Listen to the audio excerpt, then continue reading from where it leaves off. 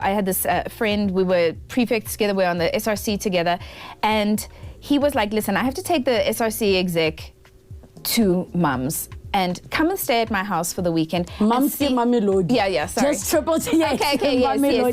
We went to his home, and this is my first encounter of like what the hood looks like. Yes. You must remember, this information was kind of sheltered from us from what I call the apartheid algorithm. Yeah. So we didn't see how other people were living. We didn't understand why.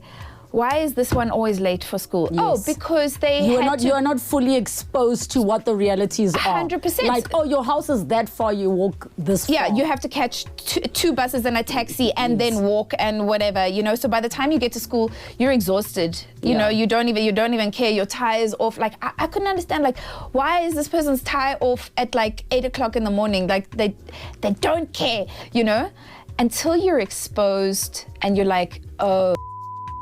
Okay, this is the reality. So I think that woke me up in a way that I could never unsee or understand. So I didn't come from trust fund. I didn't come from like that kind of family. But I mean, I was white. I was living in the suburbs. I was living the good life, you know. Yeah. So there was like this, whatever. So juxtaposition of the two things. Like we didn't keep up with the Joneses, right?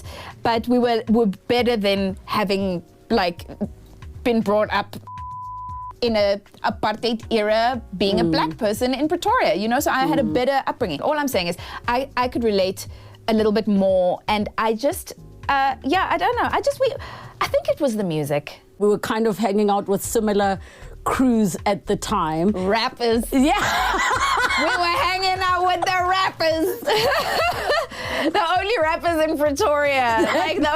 We just wanted to be with the rappers. To me, the Nina that I know, I'm like, I can't imagine what white South African guy you would date, knowing you how I know you. And not to say you wouldn't. Yes. It would probably be like, oh, okay, he must have soul. Being a South African and other white South African men that don't have the political stance that I do, or don't have, now I must teach this person. Oh God. Do you see why I say you can't be with a white man? Yeah. Because if you were with a white man and his granny made a random comment, you would not be able to bite your tongue. You know who's better is younger white men who weren't traumatized by apartheid. Yes. So the Ben 10s are better. The Gen Zs in general are better. They are more emotionally articulate.